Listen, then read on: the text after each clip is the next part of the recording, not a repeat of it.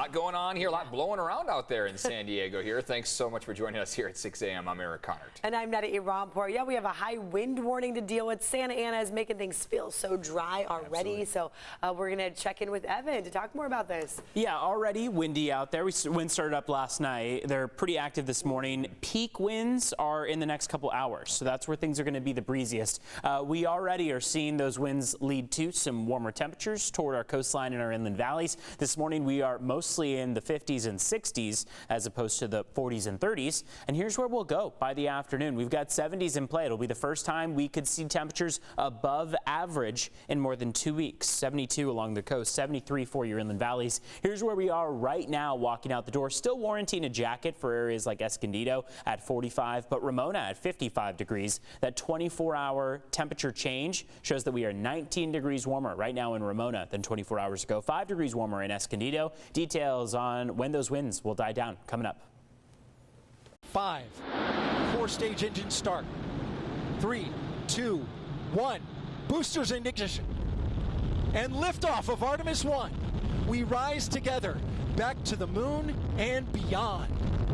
How about that? Back to the moon we go here. This morning, NASA is on its way back to our moon. The world's most powerful rocket blasted off just before 11 o'clock last night. You see that plume right there. That shows the power. It's part of NASA's Artemis I mission. The Orion capsule will go around the moon and then back to Earth. NASA says the targeted splashdown site will be off the coast of San Diego on December 11th, and Navy divers will help pull the spacecraft to a Navy ship, which will transport it to Naval Base San Diego. We're going to have more on this mission coming up in a live report from the Kennedy Space Center. In order to make America great and glorious again, I am tonight announcing my candidacy for President of the United States.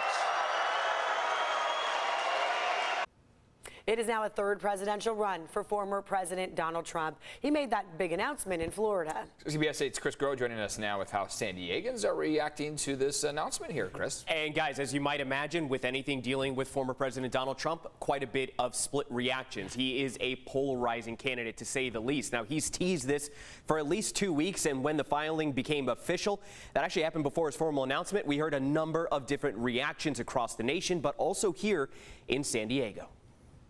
I really don't understand how any sensible human being could possibly want him to run our country.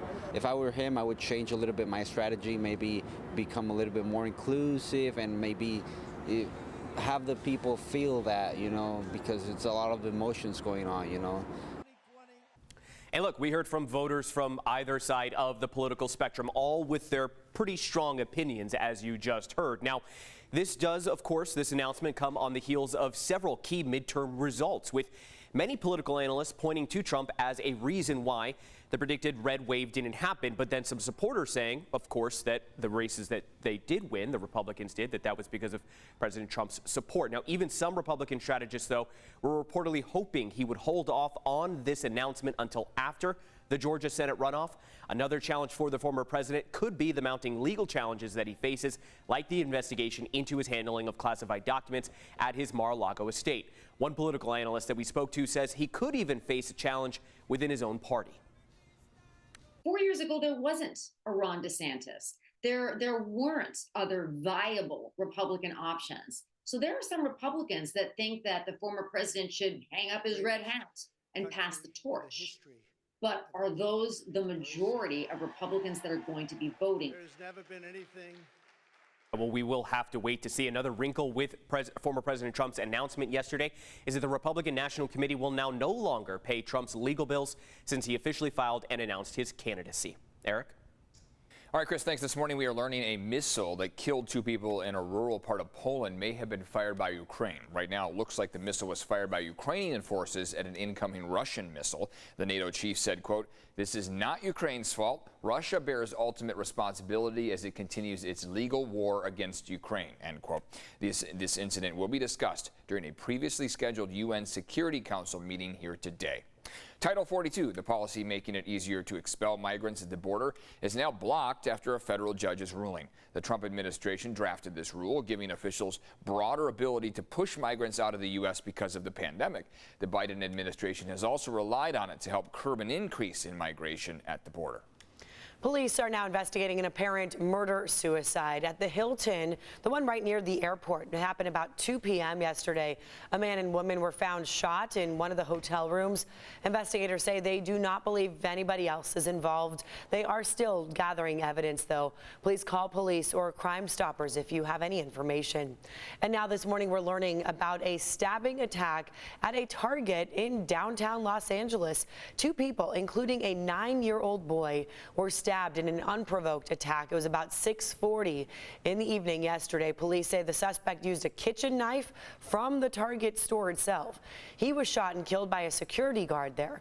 Police say the suspect appeared to be homeless. The other victim was a 25-year-old woman. Both she and the 9-year-old boy are currently in critical condition.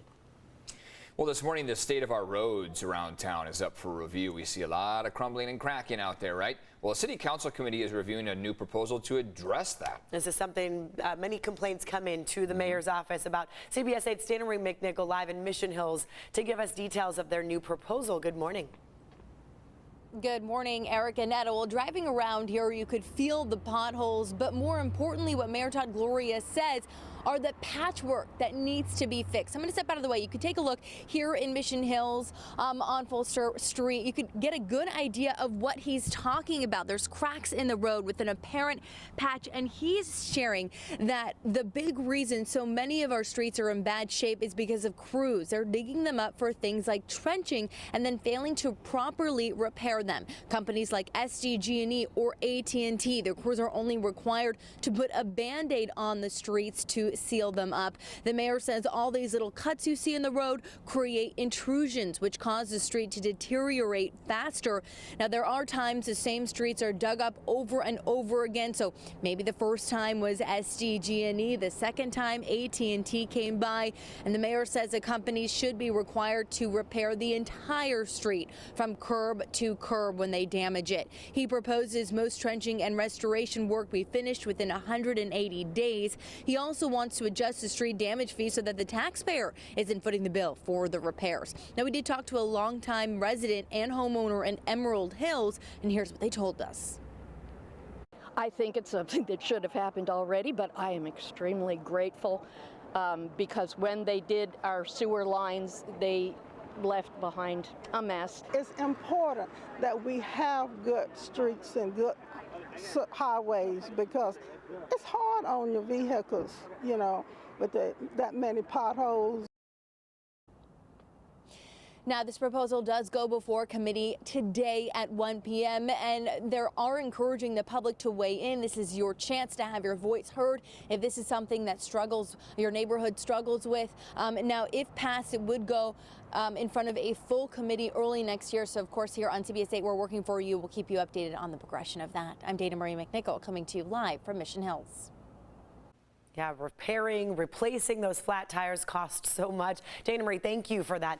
We will soon be saying goodbye now to styrofoam food containers in the city of San Diego. City Council passed the ban. It was first approved in 2019, but it could not be enforced because of a lawsuit. To settle that lawsuit, the city agreed to prepare an environmental impact report under the California Environmental Quality Act. So now the ban is set to take effect in April of next year, giving restaurants time to replace the styrofoam to-go containers.